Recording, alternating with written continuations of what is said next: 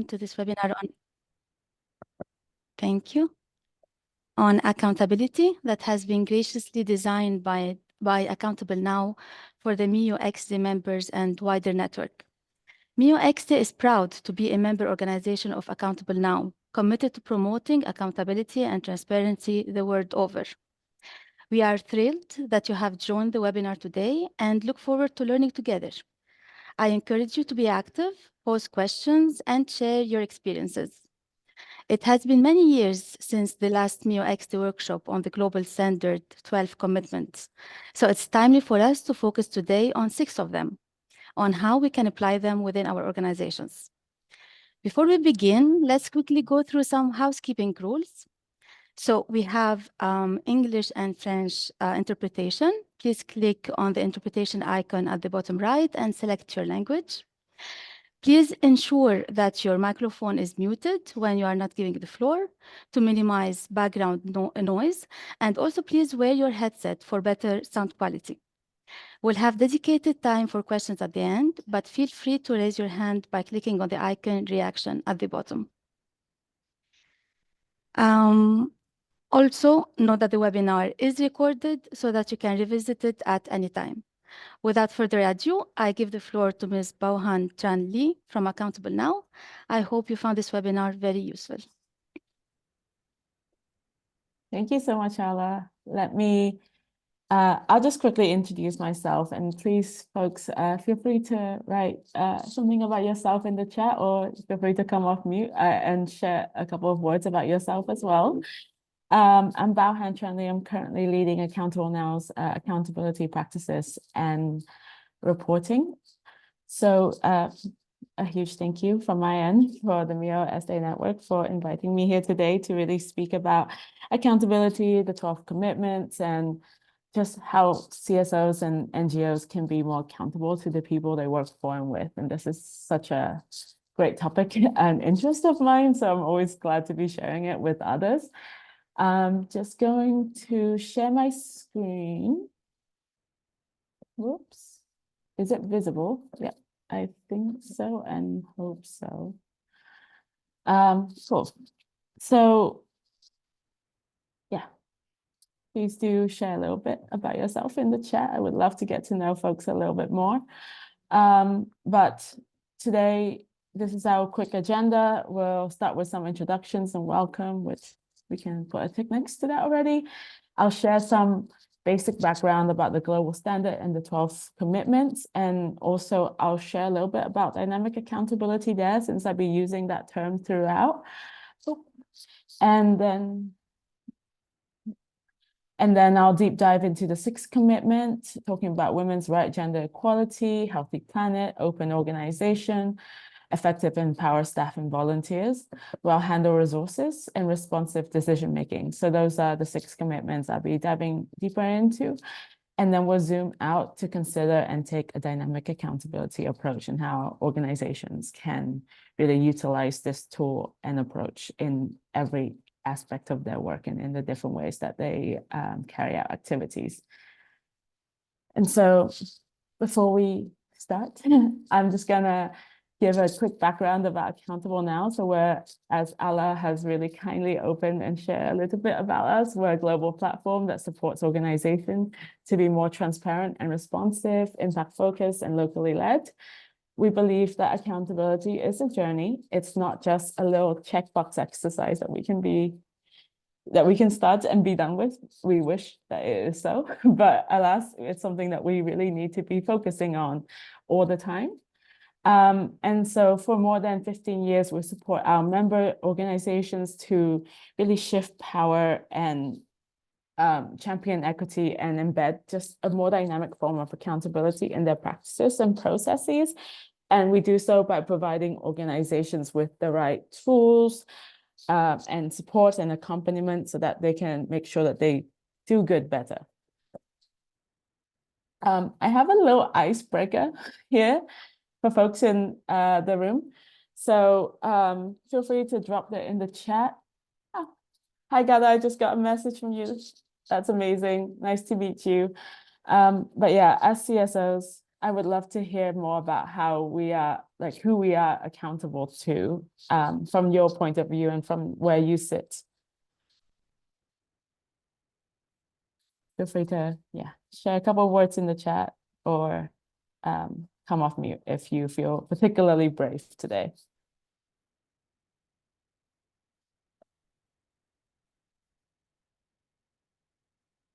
I see typing, so I'm just going to give everyone a couple of minutes.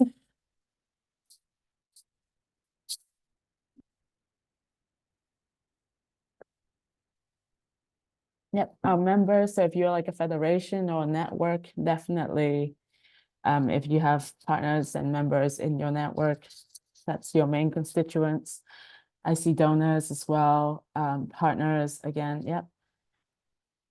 And I think that's in general, definitely part of that picture, but we can also zoom out a little bit and to really look at, the stakeholders that organizations are accountable to. And these are, yes, completely donors, partners, other organizations, but also our staff, volunteers, communities that we work with. And, if you're a network, like I said, it's other organizations, and in general, the public as well, because at times, a lot of the work that nonprofits and civil society organization carry out have wider impact on the public too. I have a really quick video that I love to show. So I'm going to quickly show it. It'll just give us some really nice background as well to really pre-set us into thinking what dynamic accountability is.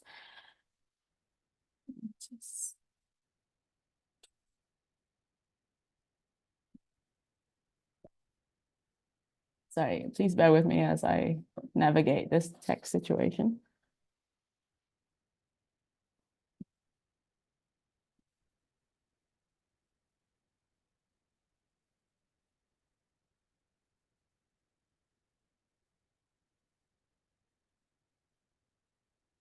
We often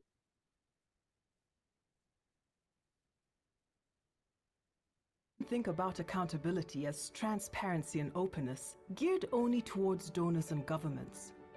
But other stakeholders are also involved in civil society organizations' work, such as partners, colleagues, board members, volunteers, the public, and most importantly, the communities that we aim to serve. So what if accountability can go beyond this? What if accountability is the glue that holds collaboration together? What if accountability is used to better serve communities? What if accountability is dynamic? Then communities are at the center of our work. Their feedback is used to course correct. Decisions are made together and people use their power to shape their own lives. Dynamic accountability can help organizations achieve better outcomes, get more buy-ins, and be more valued and trusted. Reflect, learn, and grow with us.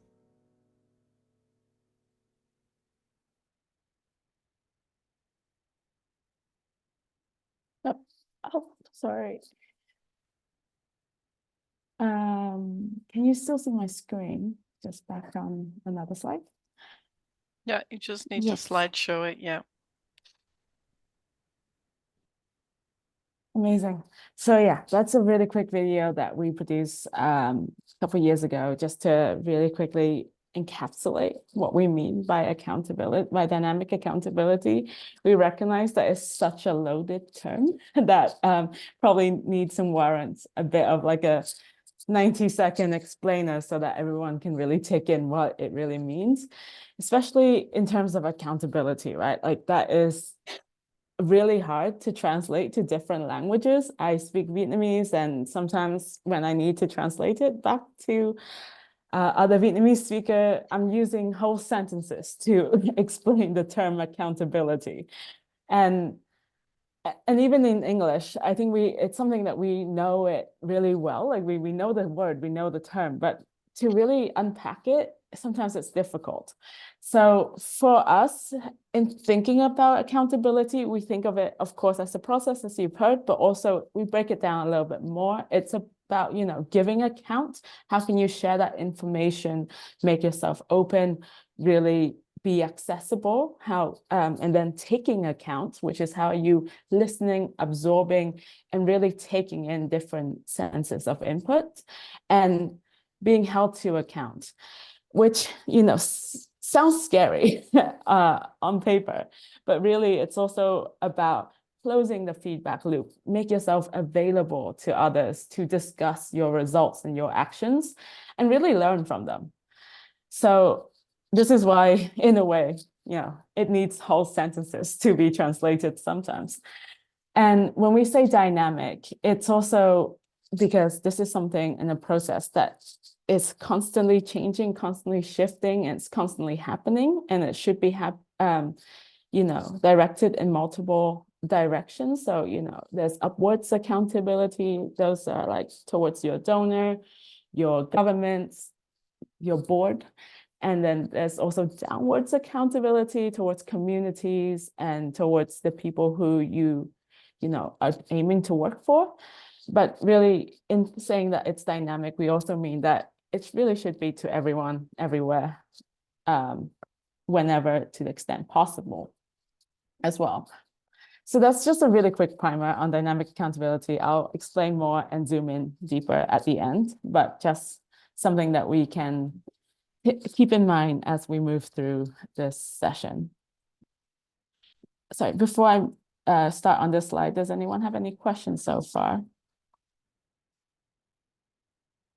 No, Anna? I actually don't have a question, but seeing your previous slide, I just wanted to point out how this is so applicable at organization level, but also at project level. It's extremely useful to keep this slide in mind when managing a project. It's just perfect for making a project really solid in its implementation. Thank you so much, Hala. And yeah, we also hope that, of course, accountability lives at the organization level, but translated and actioned on in that project level as well.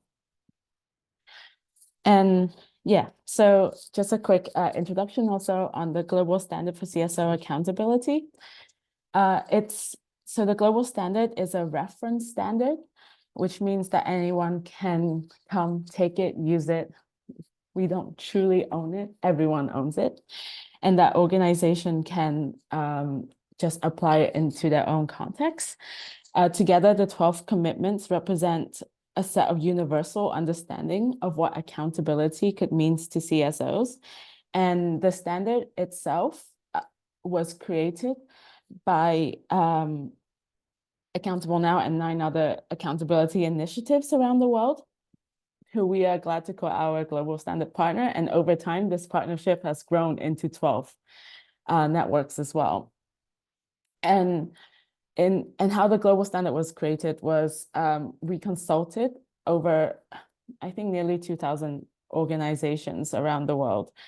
And we consulted them at different levels. So they are international organization, grassroots organization, national and local organizations. And that's how we came up with these, 12 points. Today, our network has over 15,000 CSO members who are really working to actively live up to the 12 commitment framework.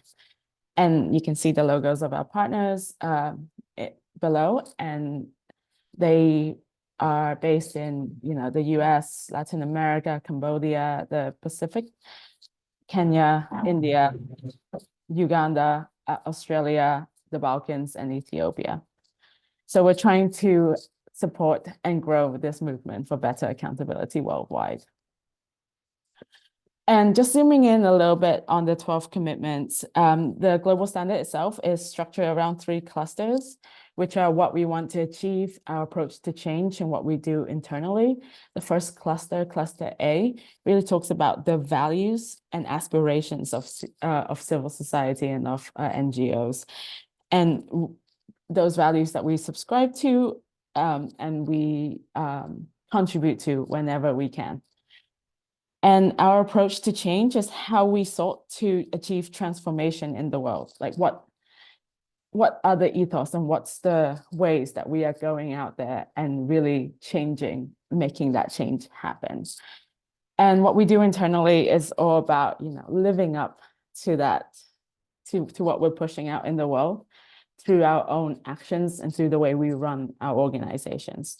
And so because of time limits during this session, I will only be able to speak to 6 of these, and they've been identified by the MIO-ECSDE Secretariat as the most important one. So throughout the deep dive, I will be sharing a little bit about like the what and the how of each commitment.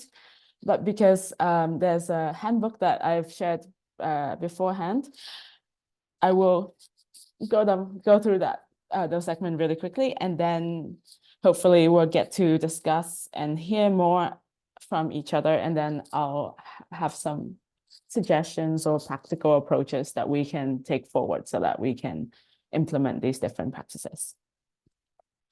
Okay, so our first one is commitment 2, which is on women's right and gender equality. And, this is as part of one of the overarching ambition of civil society organization. So when we talk about women's right and gender equality, it's really about the inclusion of people of various gender identities in CSO's work. And another related piece of that is enabling access for those. So there's inclusion and then there's access.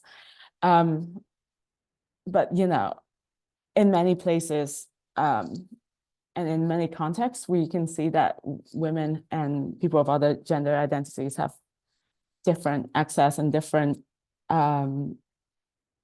abilities to join consultations or workshops because of their wide-ranging, responsibilities, or because of cultural practices. So for example, in Vietnam, it would in certain locations be really difficult for women to join something in the evening because it is just not that safe at certain times. So taking these things into consider can support bringing that access more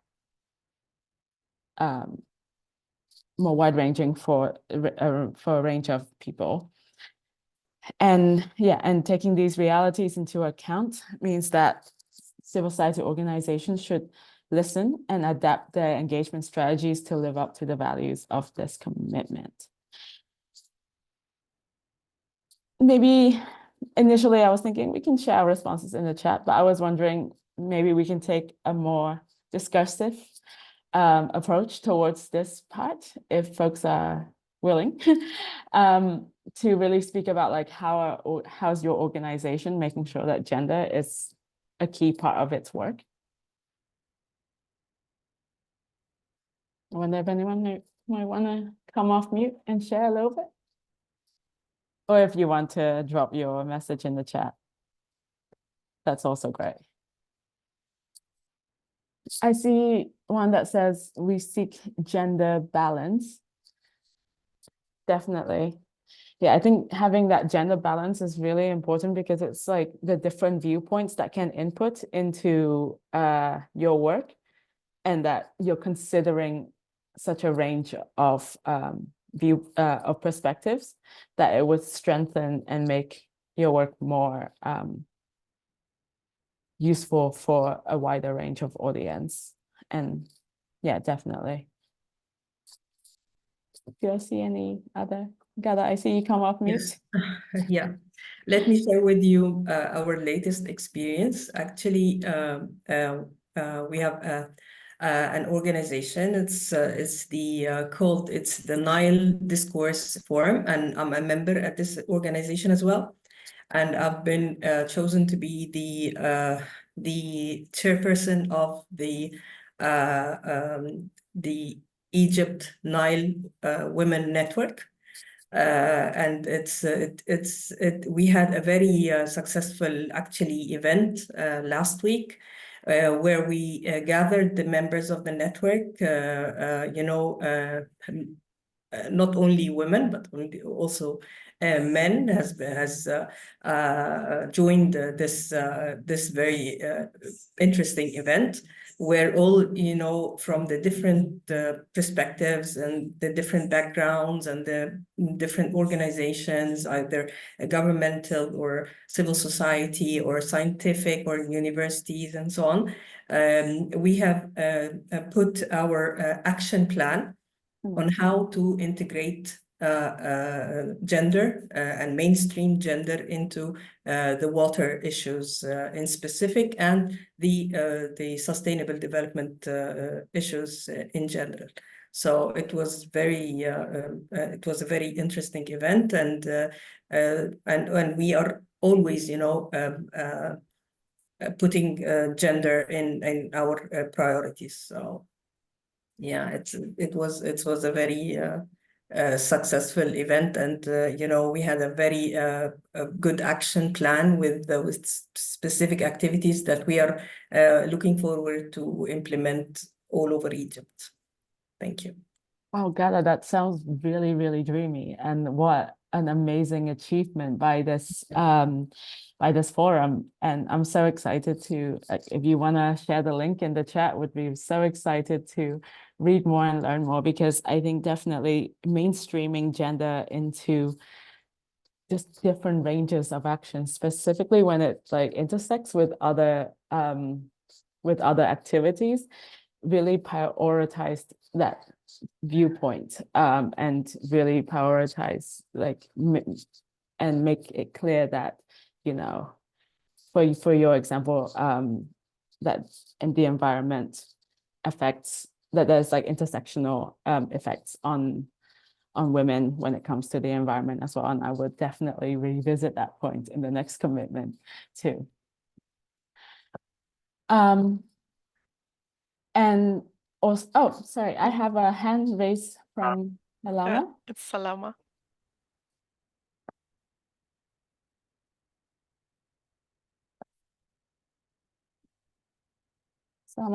Salama, we cannot hear you if you're trying to speak. Yes. Oh, Ah, now we hear you, yes. no, no. Yes. Perfect. Sorry, because I have problem also with the camera, but it's okay. Yes, our foundation, the Makhtoumi Foundation. I mean, the president is a lady, and 75 of our staff are ladies, and we always empowering women is one of our major objectives, of course. And in all our projects, we always, emphasize that gender to be well balanced as the beneficiaries, as participants. And actually, in the seniors, in the staff, at one time we were all women, so we we did our best. We had to try to include some men, because we found we had to do that. Otherwise, we would have been always women, But for balance, it was recommended just at least try in one program to find one manager, a man, a male manager. Okay. Thank you. Thank you so much, Salama. And this is also something that I found just before the session today. We also ran a quick survey with the MIO-ECSDE network just to see, how are the states of things. And a handful of organizations responded, and actually I had a similar number of responses from those surveys, because folks are saying, actually most of our leadership, most of our organizations are run by women. And this is very common for civil society organizations in a way, to not have enough male perspective. And at the same time, really, utilizing and harnessing that feminist perspective into a range of our work is also very useful, because I think at times women are really at risk of being left behind as well. But definitely that balance is something that we should try and strive for, just to ensure that we cover all perspectives. And yeah, here I have some approaches that I would just love to share also in how other organizations have ensured that they take a gender inclusive approach in their work. One of them is from Care International, and really they take a power down approach in their work in regards to gender, race, and other and ethnicity, for example, as well. So, you know, recognizing that what is power is different in context. So and John has really kindly also shared some links that relates to these as well in the chat, but recognizing that, you know, what that power looks really different in different contexts, and examining the ranges of those who hold powers in a specific country or location is really important to figuring out how we can enable their access and, you know, not leave anyone behind in the way we formulate and think about our work. And then in terms of a really practical tool is that Civicus, they have a gender and social inclusion audit tool. It has clearing instructions, some metrics, and also analysis support, so that in case organizations wishing to carry out like an internal audit by themselves on their own gender inclusion, they can also do that. So a really cool little tool as well. So if is there any question before I move on to the next commitment? I see no hands up, so I'm just gonna take liberty. So in terms of commitment 3, I completely know I'm preaching to a choir here. And that, you know, so many folks within the MIO-ECSDE network are organizations and practitioners working and dedicated to a healthy planet. And so really this commitment probably does not need much introduction to everyone here, but I really want to highlight the fact that even if organizations are not fully working on the planet with the current, like climate emergencies that we are facing, it seems it is that, you know, most developmental issues are becoming more and more interlinked with the impacts of climate change. So you know, from immigration to gender inequity to war, all of these causes are slowly becoming consumed by the climate emergency. And so in bringing in strategies, policies, and actions that support changes towards a better living environment for all, it's also important to consider the differentiated effects of climate adaptation strategies as well on the different types of stakeholders. And on this, there's a quote that I would never, ever forget from the time that I spoke to a climate activist from Madagascar. And she was saying, no more water wells.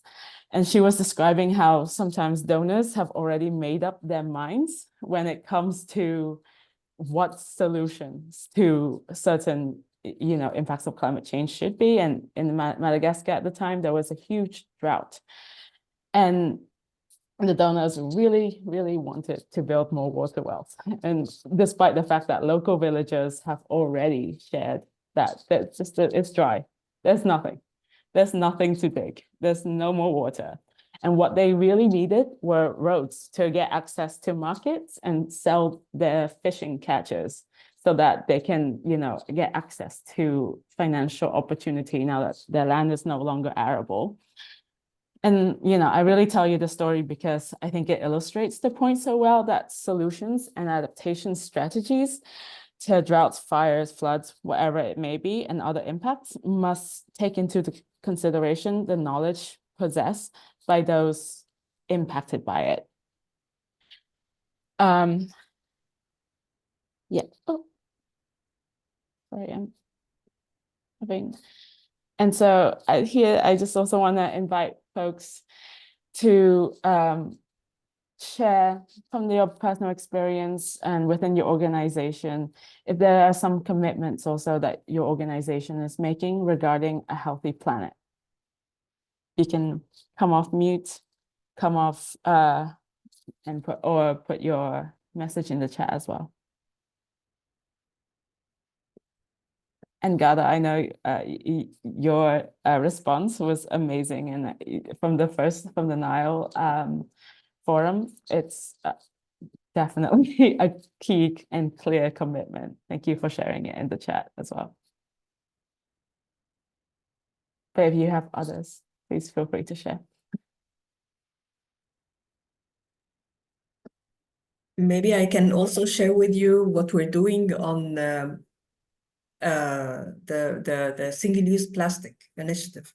It's a national initiative that we are leading in Egypt, and we are trying, to raise the awareness of youth, children, women in specific, also on the harms of the single-use plastics, and what are the available alternatives that they can use. So this is one thing. Also, another initiative that we are doing is raising the awareness of the women in specific, also and youth and children on using dental amalgam, on the harms of using dental amalgam in the teeth. So we're doing this in several Arab countries, actually, with the World Alliance on Dental Amalgam, and this has been a very important initiative, because dental amalgam is still used in the public hospitals and public clinics, because Egypt hasn't signed yet, the Convention of Mercury, so it is still used. But we are trying to raise the awareness of the women on the harms of using dental amalgam, and they should go for other alternatives, even if it's more expensive. But of course, it's healthier for them and for their children as well. Thank you. Thank you so much, Gada. And of course, awareness and advocacy is so important to make sure that we are bringing others in the journey with us as well. Anastasia, I also see a hand up from you. Yeah, I just wanted to share a bit our challenge that we have with, as you said, the triple global crisis, which is particularly felt in the Mediterranean, unfortunately, means that conditions and urgencies are shifting very fast. We're seeing it now at a socioeconomic level as well. So there are new messages and mixed messages coming from the communities and from directly impacted communities, like fishermen, for example. And this is actually forcing us to refocus and try to use dynamic accountability to realign priorities in terms of what our commitment should be to ensure a healthy planet. Even though we're an environmental organization, it's something that, okay, we used to do on a 3-year basis or a 5-year basis. This was what the traditional work plan was. And now we're finding that annually we have to reassess what is a true and top priority. For example, invasive species now in the Mediterranean, due to climate pressures, is going so fast. This is just a simple example of how, yes, we are environmental organizations, but realigning and refocusing on our commitments is becoming a bigger and bigger problem.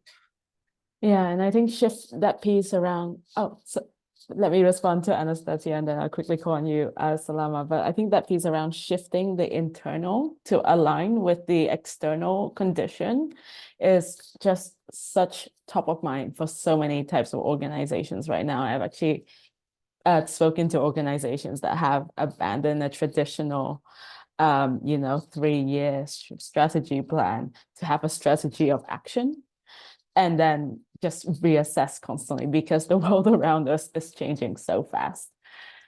Salama, please Yes, hello again. I'd like to say just that our foundation, we have ongoing projects, and we have, of course, timely ones. Our ongoing projects, we have established a nursery, a plant nursery in Akkar since 23 years.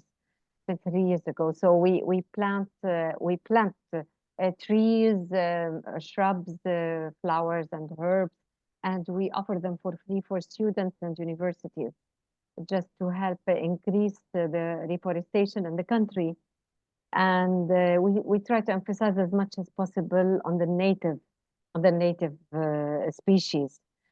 In addition, we have also launched 8 years ago, after a terrible waste crisis in the country, which is still somehow persists, which is called Yalla Nufruz, translating let's sort in English. So we have we offer containers for buildings, shops, pharmacies, mini markets, and schools. A lot of schools.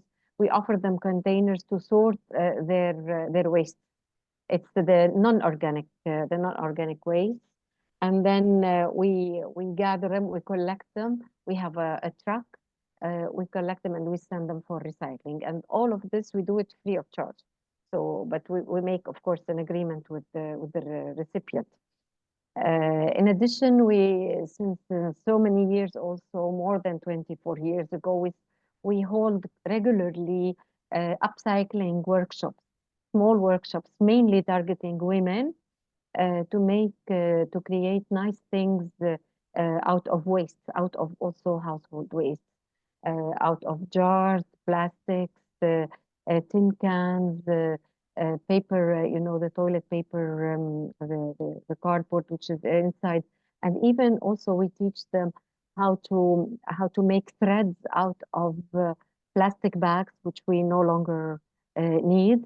We teach them how to make them threads, and to make threads out of all the clothes or of cotton, and they interweave them together with a loom. It's a loom weaving, where they can create many things, out of them, cushions or little bags or what have you. We teach them the basics. So this is also, it's always ongoing, together with, of course, conveying the messages to protect our environment. Wow, Salama. Okay. And with students, of course, we do a lot of activities with students in this respect. What an amazing way to really kind of tackle two issues at once, to really, look for alternative sources of income for communities who may be under pressures because of climate change, but also at the same time, Exactly. tackling the waste issue, and also stepping into places where governments or other actors may not be able to provide that kind of service. Sorry, we also created a couple of years ago an initiative to help them sell their products through us. We participate in some fairs or exhibitions, and we have also an online selling. So for those beneficiaries, those participants who learn and who make nice things that can be sold, we help them sell them as well to generate some income. Amazing. Honestly, please share the link to your online marketplace in the chat. We would love to also, maybe as an outcome of this, to write a blog to share different ways organizations are taking this forward as well. And I have Teresa. Marie-Therese. Good morning, good afternoon, everyone. I'm the chairman of Human Environmental Association for Development. During the year, we make many activities. We start this year recently. Last Sunday, we make a workshop about the whole story behind the honey. This activity aligns with SDG Goal 13 on climate change, climate action, and Goal 15 on life on land. The session was provide immersive exploration into the world of beeping, from the process of honey production to the environmental impact.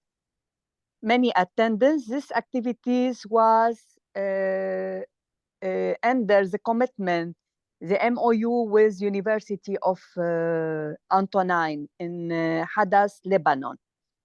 Another activities was made on February 2nd. It was a brief introduction of 3 topics was given. First of all, the student learned about health and their effort to protect the environment that were very helpful for promoting environmental awareness. Secondly, the introduction about wetland was informative and covering important topics such as their importance, becomes familiar with their different type and able to differentiate between them, in additionally to their sustainable use. Another topic, another activities, we make it every year. We plant trees, pine trees, and cedar trees this year. We plant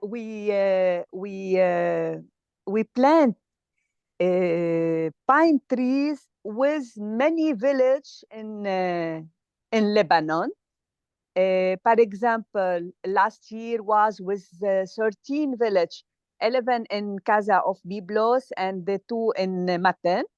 This year, we chose 11 villages in around the Casa of Byblos also, when many forest was burned during summer. We try to reforest now, and there also the goal, sustainable goal of land and use. And we have many activities. We preparing for the activities of May, microplastic, for the microplastic for the shore of Byblos. And we prepare to make a big campaign for clean up the Med, starting from Tripoli in north of Lebanon, passing by Byblos, then arriving to Saida in south of Lebanon. And we include all the community NGOs there and all the municipalities around. We have a lot of activities during the year. We have already, we make a report about all our activities each year by year. If I have time more, I can talk more. Thank you. Maybe, Marie, I would invite you to share more in the chat, because what amazing work you're doing. But given that we are a little bit short on time, I would like to move us forward. But please do, because those are such wide-ranging and forms of commitments and actions that your organization is really taking on to support this this environmental action. Salam, I see your hand up, but I'm so sorry. Yes. Hello, Marie-Thérèse. You reminded me, I missed mentioning also that we trained, we held a lot of projects whereby we trained women in rural areas in different parts of the country on beekeeping skills. We provide them with theoretical, information, and then we offer them the bee colonies with the tools and the masks and everything, so that they can start their own production. And if good, we can, if the honey is fine, also we help them sell as well. Wonderful, Salama. You make a wonderful work. I know Makhzoumi make a wonderful work. And you Bahan, we promised to share less under the next 4 pillars, but this was our pillar, so we had a lot to share. Honestly, I'm just learning so Thank much. you, Anastasia. I'm just learning so much about the ranges of ways that organ is so creative, that how everyone is taking this in such different ways. I'm just gonna skip through this really fast, and really I just want to zoom into this environmental justice piece. And I think we are already discussing it really well, but just really urging folks whenever possible to make sure that that environmental justice is a focus. And also in terms of having clear and feasible policies and goals. This is more about like what organizations are holding themselves to. So for example, trying to achieve net zero or carbon offset every flight. I know MIO-ECSDE colleagues do that. And, just they're like little targets. I think, beyond the work we do outside in the world, which is amazing, trying to lead by example and consider how we can really take this on within our organization is also important. I'm just gonna move us on into open organization, which is our third pillar, our third commitment that we'll be talking about today. And now we're moving into like an approach to change. So the ways that we ensure that the change that we seek to create in the world is sustainable and, being open and accessible. I think sometimes for organization could be a little bit scary if you're existing in certain contexts. So I will also speak about that in a second, but really it's a way for organizations to leverage and earn trust from stakeholders. If we revisit what accountability meant from the beginning, for us, it's a part about giving that account, right?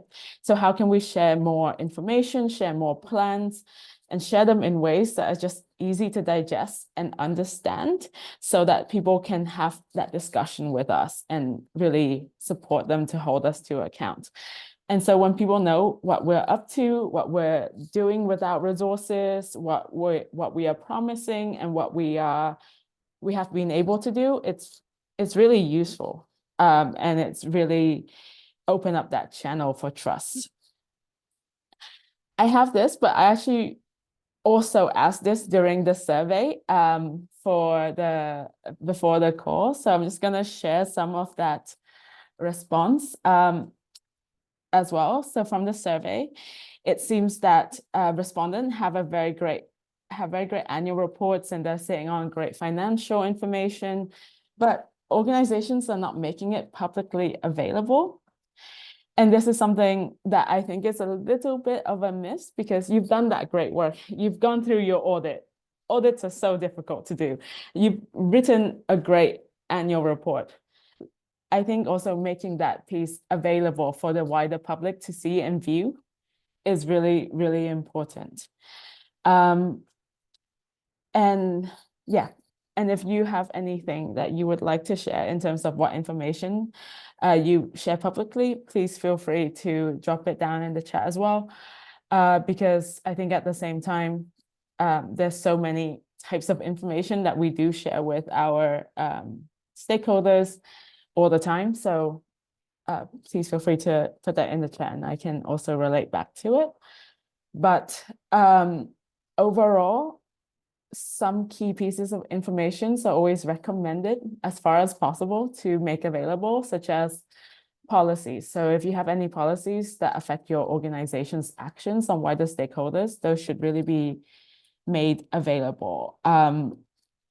And these could be like, if you have a policy on complaints and feedback, share that specifically on your website or with the people that you are working with who are participating in your program. If you have policies regarding your governance or any of those aspects, please share that because that's just a way that people can understand and relate more to your organization and understand how decisions are made within your organizations. And of course, information about projects and activities. I think this one is kind of straightforward. Financial information, again, quite straightforward. And yeah, just bringing in those different channels. And from the survey also, folks were sharing. I was really actually excited to see that so many organizations have channels available on their social media. And I think it's just as communication channels and technologies develop and strengthen and we can talk about how, we can debate the virtues of social media in another session, but, as others are more available on different forms of communication, it's also important for organizations to really rise and meet that challenge and make themselves available in those channels where their stakeholders may be. And so I have also some reflections on enhancing accessibility and balancing openness. So 3 key things are very important for accessibility, which is language, format, and place. Language, self-explanatory. If people cannot understand you, it's a little bit difficult. And also, using the right language. Like, I work with actually a couple of Accountable Now members at child-focused organizations. And, you can't read the UN Declaration of Children's Rights to children in its whole entirety. It's just not understandable by them if they're under the age of 5. But, adapting that to languages that they understand is really important. And likewise, having it to be in the right format. If, radio is the main form of communication, sound would be best, recordings would be best if, and also then in terms of places, digital is a place, digital is a place, but then in a community with no internet access, it might be easier to post a bulletin on a community board, or just coming in and having that conversation would be so useful. And then in terms of balancing it with other consideration, I also spoke to Balkan colleagues recently, and they were, saying they can't share information about, for example, their board on their website because they exist in quite an authoritarian context, and this is completely reasonable. And please prioritize the security and safety of those that work with you over, the need to be radically transparent. And privacy, of course, certain information shouldn't be made publicly available, and organizations should really securely hold certain personal information. Although I know that a lot of bigger, really massive networks also disclose the top 5 salaries of their organization. And this is a way to ensure that executives are not being paid a disproportionate amount to other staff. And it's just a way for those who have power in those types of organizations to really, share and be transparent about their work. And feasibility, I think this is really, it relates more to potentially GDPR, because sometimes you might get a subject access request, so especially those of you who based in Greece or Italy, your European countries, we are required to, I think, hold information for 6 years. So if past that point, we might not be able to make all information possible.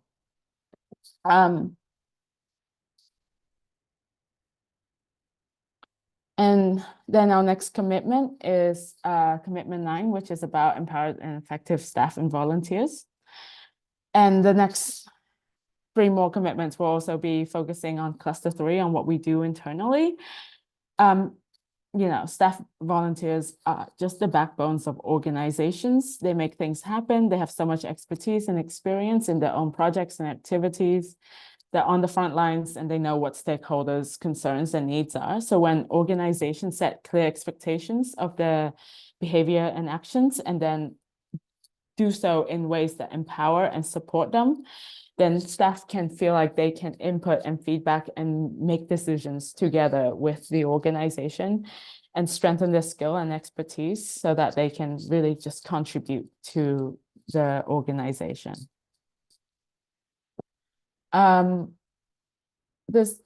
So I have a little bit of an interactive slide again. I wonder if anyone might want to share a couple of examples of the support that is available in your organization for staff and volunteers. Maybe I limit it to 1 or 2 participants only. Let's check if I see hands up. Does anyone want to add anything?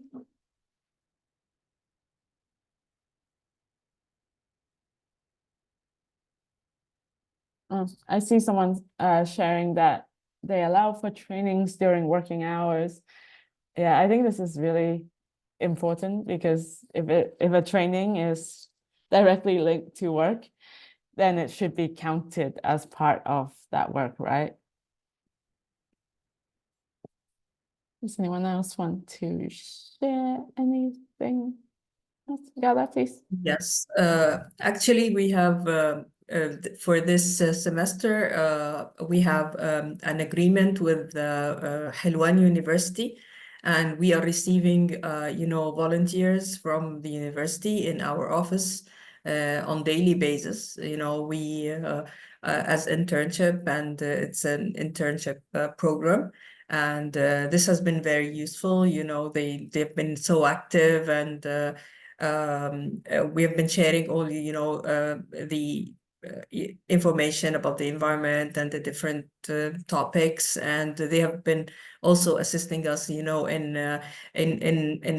designing some social media messages, and also volunteer in our workshops and the seminars that we are organizing. So they are now better informed, and they are willing also to assist in the staff in many things also. So we're proud of that. Thank you. Yeah, thank you. That's really interesting to hear about the different ways organizations are collaborating and bringing in more support as well. Yeah. And I also see from the chat about having a safe space for feedback. I think that links really well into my next slide, which is, certain factors that can really support a better staff and volunteer experience. And having that safe space for feedback and a safe working environment are so monumentally important. And when we talk about a safe working environment, it's, a working environment that is safe from retributions if folks speak out against, certain decision or voice their mind. But it's also, about having, a workplace that is anti-bullying, anti-harassment, and is physically safe as well. I know many organizations, if you're working, on environmental concerns, potentially might be sending staff towards, areas that have been recently flooded or areas that have recently undergone drastic natural disasters. So providing, clear guidelines and training would also be really important to make sure that safety of staff is top of mind. And then in terms of feedback and regular transparent review, we believe that, as staff members, it's important to support staff to learn and for them to really know and understand their performance, but also to do so in ways that are standardized and across the organization, so that it doesn't feel like certain staff are being just held to account for no reason. And also it's important to kind of establish this channel for ensuring that, the knowledge and the expertise that staff hold about their work and their projects are able to be fed back upwards as well, so that organizations are taking those into account. Another aspect is remuneration, which is, of course, salaries, but also include non-monetary remuneration, which is like, for example, holidays, pay time off, or other health and medical benefits that sometimes organizations provide. And these are incentives for staff to stay, feel valued, and actively contribute. Yeah, and another aspect is workload management, which we find, as this financial crisis is hitting us so hard. Sometimes there's like an inclination to do more with less, but this might lead to burned out and really strenuous workload. So I've seen organizations support to streamline and prioritize their staff's work to make sure that, the most important things get done, and to really ensure that, they're not overstretching themselves in their day-to-day work. And development opportunities, of course, trainings and other ways to grow. Staff are with us they're with us on the journey, and they may have aspiration and ambition, and to really be able to support that is always important. And then in terms of leadership, I think this also linked a little bit to the prioritization support, but really staff needs to have also clear channels of communication with leadership, and leadership needs to be transparent about the decisions being made towards like downwards to their staff, so that the organizations can have an open and honest form of communication internally. Okay, and then I move on a little bit to well-handled resources. And this is all about the responsible use of resources being really crucial for organizations to earn stakeholders' trust, especially donors, participants in the public, and to really achieve impactful results. So a key part of this is, of course, adhering to financial standards, implementing control, and transparency and transparently managing funds. But also resources goes beyond just money sometimes, right? It's also making sure that staff's expertise, time are well spent as well. And so maybe I want to ask this question. We also asked this during the survey, but if we want to share a couple of words about what information on our finances do we disclose publicly? And I can also share some results from the survey as well. Do you want to drop, anyone want to drop it down in the chat?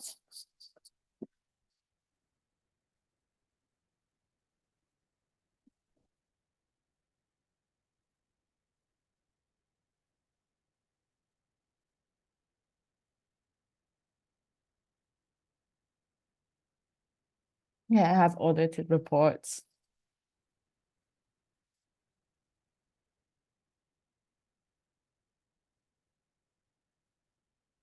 Yeah, I think most organizations make their audited reports and financial accounts available. And I think this would be quite good practice. And from the survey, although a lot of organizations seem to have done their audit, haven't made it publicly available. And also other organizations also sometimes share the input source, so where they how and where they've acquired their resources from, also publicly, and how they've like allocate things via different strategic themes or thematic alignments also, which is also really useful for a range of stakeholders too. And then, yeah, I'm just going to move on to share some good practice relating to well-handled resources. And one of those key things is keeping in mind that, of course, you know, currently we're living in a cost of living crisis. And while it's really important for organizations to have strong savings and good, healthy reserves, it's also important to sometimes consider how we can, you know, if we're having a great year, how we can invest back in staff and volunteers and ensure that, you know, that some of those resources go back to them and back to the organization, so that the sustainability in the long run, right? Because if an organization is feeling that financial crunch and staff salary hasn't been adjusted for that, for a new living reality, it's important to consider those arenas. At the same time, with this cost of living, it's also important, and I've seen organizations track their finances a lot more regularly, because something that I've heard is that it just makes decision making at a higher level really timely, because, you know, prices can fluctuate from month to month, 10% increases every single month, and that's just, you know, and an organization needs to keep track and keep pace of that. And also, of course, clear financial controls and policies and framework. There's really important to know who gets to make financial decision of which, you know, size of budget, and how can, you know, we source and acquire the materials that we need for the different projects and how we can do this so accountably. And yeah, and carry on audit if you can. I know it's not actually a requirement for many organizations, and audits are very costly, but if it's possible, it's a really good way to show your organizations handling resources really well. And then the last thing is, to share about who provides resources to your organization. And I've already spoken about that, so I'm not going to repeat myself. Then I will move on to our last commitment. And please feel free to ask any questions if you do have any. I know I'm moving through these at a pace, but it is responsive decision making. And this commitment is all about adapting to what you've heard and seen.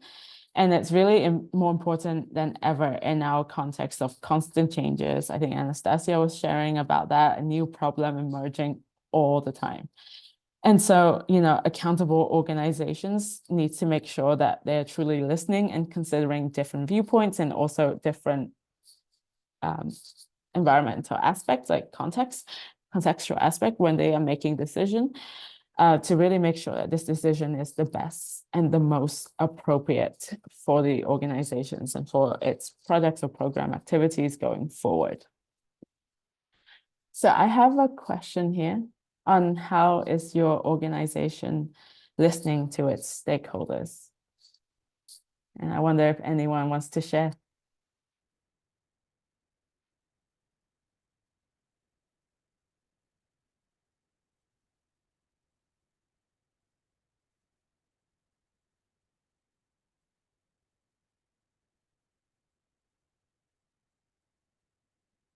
I have surveys, direct exchanges. Yeah. And I think from the survey, I also got some feedback that, an organization was taking an open approach to new ideas. So really like keeping that open door policy of saying, if you have an idea, come in, chat with us, let us know. Another one, invite participants to evaluate programs, which I think is also a really great way to listen. And then another organization shared about how they receive a lot of inputs on the advocacy programs from a range of stakeholders because there was already trust built. And so it was really nice to hear about these ranges of ways that organizations are listening. And so to consolidate this, I want to share through a feedback loop. And I think for most organizations, you might have already seen it, but I just want to go through it just in case it's really useful. And this, it doesn't have to be a survey that you are implementing a feedback loop for. It can be, even a direct exchange or just a community consultation. There's so many ways to implement this feedback loop. So many methods. But in essence, it's about, designing the loop. So really thinking about like how can you make sure that your methods of collection and analysis is really targeting the right people. And here we can bring in, that gender perspective, that intersectional perspective to make sure that there's access there. And then when we collect data, it's about mapping and really understanding and tracking what we've heard.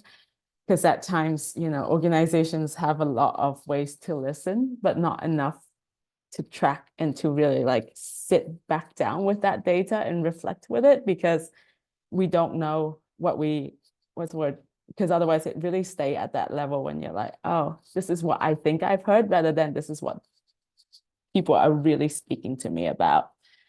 And then analysis is really important as well to make sense and understand it. And analysis, in a way, is really linked to, are you the only person making this analysis, or are we also inviting others on this journey to analyze with us as well? Because sometimes what we think is correlation might not always be causation. And dialogue is about discussing and really sharing that results back and, collectively sense make and understand the results together. And then we take what we can to course correct and adapt our actions accordingly so that we can really move forward and not make the same mistake twice, or adapt our actions so that it's more useful from to what we've heard. And then, yeah, just also some consideration in terms of what makes a good feedback loop. It's about, you know, this clarity and purpose and expectation. So, you know, sharing in advance what and why are we carrying out this feedback exercise? What are we trying to gather feedback for? What will it likely impact, and what is possible or not possible? Because in a way, if we don't share these things up front, people are less likely to share with us and have the right information to actually give feedback. And engaging people in the right condition and making sure that form follow functions are also really important, because as we were talking about previously, when it comes to accessibility, right? Like making sure that we need to, you know, everyone that we need to make sure that everyone that we need to hear from can access this to the tool, whatever methods that we're collecting data from. And then last thing is about communicating back and closing the loop. So it's really, really important to share back that decision, wherever you make that change, whatever you make, or how these feedback have actually drive your organization to change your action and course correct it, because it's a really important part, because otherwise people will say, oh, why am I doing this? I gave feedback and I heard nothing. It's lost that engagement. And I think, yeah, and I think there's also some challenges, of course, as always, because it takes a lot of time and resources sometimes to really set up a good feedback loop and a good system and methodology. But I would always say, try to set up in advance. Knowing your stakeholders also means that you can really make that action more targeted as well. So you're not wasting time with, you know, designs that are not feasible and usable. There's also this thing about analysis paralysis, which is, you know, when you have so many options and you're hearing so much feedback that you're not sure what to take. And so you can build in some other aspects, some parameters as well to limit what you are collecting and to prioritize it. So, you know, having good and clear questions at the data collection stage is really important to channel the responses that you may get, and also sharing that information in advance, right? Like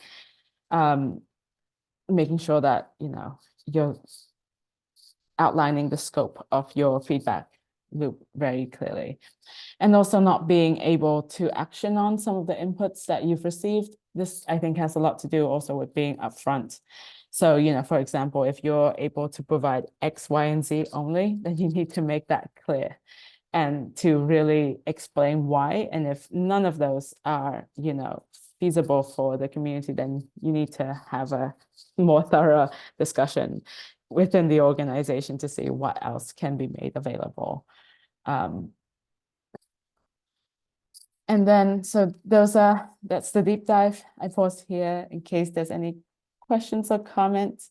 And then I have one or two more slides just really quickly to share about a dynamic accountability approach with everyone else. I don't see anything. So yeah, just really quick. I know we've gone through 6 of the 12 commitments. It's been a dive. But maybe you've seen some themes emerging and throughout, you know, and that it's definitely a process. There's some key ideas like accessibility, inclusion, transparency, openness that is really coming up. And so, yeah, this is the cycle that we also use within Accountable now to just really think and question ourselves about, you know, are we being accountable enough at different stages? And, you know, and it can be used for any types of process. For example, strategic planning, like if we're putting together a new meal framework, if we're changing our HR policies or lobbying or advocacy. It's just a set of questions that we can ask ourselves on how we can really strive to improve better. So I leave this here with everyone. I can share the slides after as well, so don't worry about trying to note down or do anything. It will be made available through Ala and Anastasia. But yeah, just want to say thank you so much for joining us today and for the MIO-ECSDE Network for enabling me to come and share. Anastasia, please, I hand the mic back to you. Yeah, I just want to take the floor first because it was so apparent in your final slides how basically being accountable and being transparent is very closely linked to transparent and accountable wider settings of governance. And my admiration goes out to our member organizations that even without knowing that they are following the principles and many of the 12 commitments, they're doing this under conditions where there is no such free governance or proper governance, let's say. So it's double a challenge to adhere to the principles and at the same time not benefiting from the wider environment from similar principles and guidance and day-to-day state of being. So it's just something that I don't get the opportunity to vocalize. And I know how difficult it is. And sometimes they have to be accountable for their accountability. Just an opportunity to state that. Yeah, and honestly, I've learned so much by just listening to all the different projects and actions that were shared today. And it's so admirable to see how organizations are doing this in such a range of contexts and action and under different conditions. And I also want to thank you, Bauhan, because I know you've put a lot of work into making things so nice and simple and easy to follow. And I know we didn't have many participants today. However, it's standalone material that is truly closely linked to what our membership is doing. And I'm sure and I'm certain that it will be useful. And I see Gada's head shaking because I know she can appreciate this material as well. Definitely. Thank you. Thank you so much for sharing this. And of course, I would like to thank all the MIO team for giving us this opportunity and this webinar. Actually, I found it very useful. And as Anastasia has said, that we're already doing this, but maybe not putting this in front of our eyes. So I think the first thing I'm going to do is to share this with my colleagues in the organization, and to have like an internal session just to go through this presentation and to make sure that we are all, committed or recommitting to all those commitments. So thank you so much for this opportunity. Thank you. I also want to thank Bauhan for all the efforts the last few weeks. It has been amazing. Thank you, Ala. Thank you for all your support as well. Thank you, MIO, Anastasia, and all the team. Thank you for this wonderful information. Like Ghada said, hi Ghada. Like Hello, how are you? maybe we worked, but we didn't know it's the good information that we are doing good. We have all the information, but we didn't know it's work like this, I don't know if you understand me. Yeah, and we really hope that it's framing and support that you can use to really take what you are doing already that is great and really bring it to your stakeholders and say, look, we're doing great things. Let's work together more on this. We are implementing all the information, but we didn't know this is the rule. You see? Thank you so much for Thank you. everything. Thank you. Thank you so much. And Bauhan, your timing is also perfect. I feel like I had to rush a little bit. I'm so sorry if it feels a little bit Timing rushed. for me, it's wonderful. Thank you. I did not want to finish too late or go over time at all. So yeah, thank you. Okay, well then I think I will leave everyone and just Thank you, Bauhan, and Okay, thank thank you. you to the interpreters as well for their support. thank you. Have a Bye bye, great everyone. Bye. you. Bye, Afternoon. John. Bye-bye. Bye, everybody. Everyone. Thank you. Bye, Costadina. Bye. Bye.